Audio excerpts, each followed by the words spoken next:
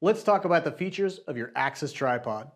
The first thing you'll notice when you take it out of the box is it comes in a carry bag with a nice shoulder strap and a cinch at the end. So let's go ahead and get it out and go over the details. So a lot of features on the Axis tripod. The first thing you'll want to do is just bring the legs out. You'll notice that there is already a gear hammock attached to the legs. On the end of each leg is an extension lever. You flip that closed and it stays closed. Open that latch up, and anywhere you want that extension, lock it into place, and that leg stays out at that distance. You'll notice on the end of each leg, rubber feet, and if you screw those in, you'll notice spikes come out. So if you need those spikes to dig into dirt, something like that, screw those rubber feet in. If you want a little more quiet, or you're on a harder surface of a box blind or something like that, screw those rubber feet out. You'll also want to make sure that before you put the tripod back into the bag that you extend those rubber feet out so that the spikes don't dig through the bottom of the carry bag itself. So let's set this up. And again, we've extended the legs outwards.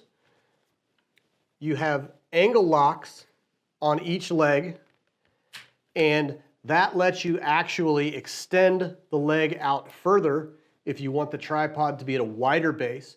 For most people using this tripod, you're probably not going to use that feature, but it is there if you want it. And again, those just pull straight out to widen it. To widen the base, you will need to take the gear hammock off to have it function without the gear hammock. And again, to lock them back in place, just slide them back in. One of the other features you'll notice on the bottom of the central shaft is there's a silver hook. And this is going to allow you to hang more weight. If you have something really heavy at the top, you can hang more weight down there and lower the center of gravity, make this tripod extra stable. If you're putting a normal firearm or a crossbow on this, you're not going to need that feature, but it is there if you want to do that. Another feature that you'll notice as we work our way up the tripod is there's a bubble level right here at the base of that tripod. And that's important because when you set your tripod up, if you're on uneven ground, you'll want to make sure that you're very vertical and that that bubble level is centered.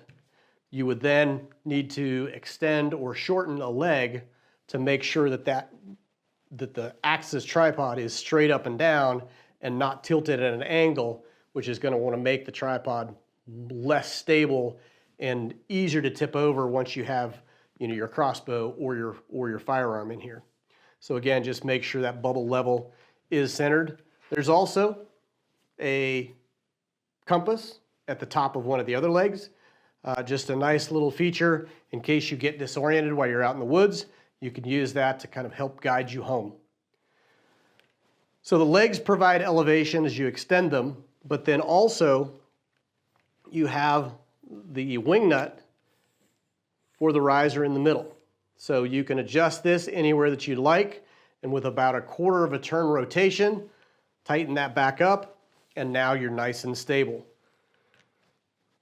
And again, to loosen it, just give it a push, and that lets that riser drop down or raise it up that much more. As we work our way up the tripod, you'll notice a knob, the smaller of the two knobs on the side, and this gives you 360 degrees rotation, so kind of a turret turn. This does not change the elevation or does not give you control of the ball joint, just side-to-side motion. As we work our way up from the rotation, you'll also see the larger knob, and that's going to give you control of the ball joint. So when it's completely screwed in tight, the ball joint does not move. You can loosen that knob a little bit and get some resistance, or you can loosen it more and provide very free movement of that ball joint, and then snug it back up to whatever point that you want. And again, when most people are going to be in the ground blind with their firearm or crossbow in the clamp, just leave it snugged up, loosen it for some resistance, loosen it more for complete resistance there. Lastly is going to be the crossbow clamp. You've got the clamp knob on the side, and this is basically going to open and close this clamp.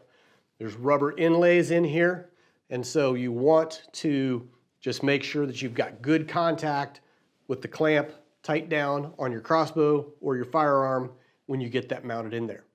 Let's take a minute, we'll put a crossbow in it and kind of show you how to use it with a crossbow mounted in the tripod.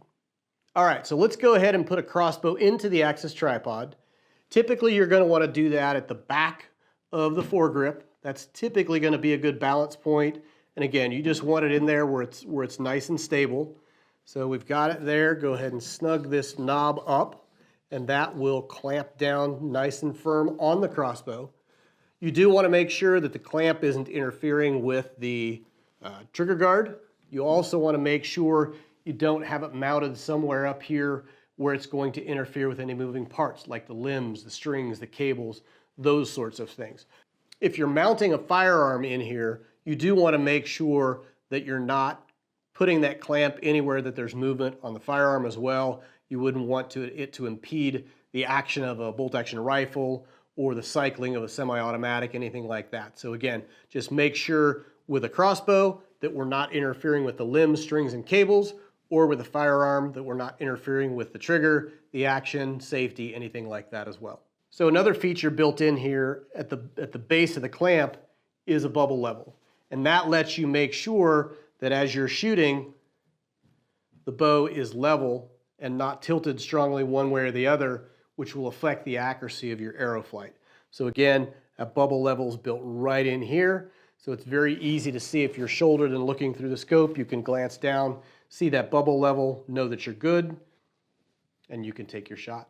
So the height adjustments of the tripod will range from 25 to 40 inches. So it's designed to be used either seated on the ground in a turkey hunting situation or something along those lines, or all the way up to 40 inches sitting in a ground blind at a chair, something along those lines. So again, you get a lot of your elevation adjustment from the legs, and we're just loosening the lever, flipping it back down to snug it back up so you're nice and stable here. And then if you're seated in a chair, you would go ahead and raise that depending on the height that you need in your seated position.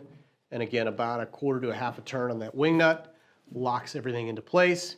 Again, a super small footprint on this tripod, works great from a seated position or actually all the way sitting on the ground. So you've got your adjustment elevation here with the wing nut.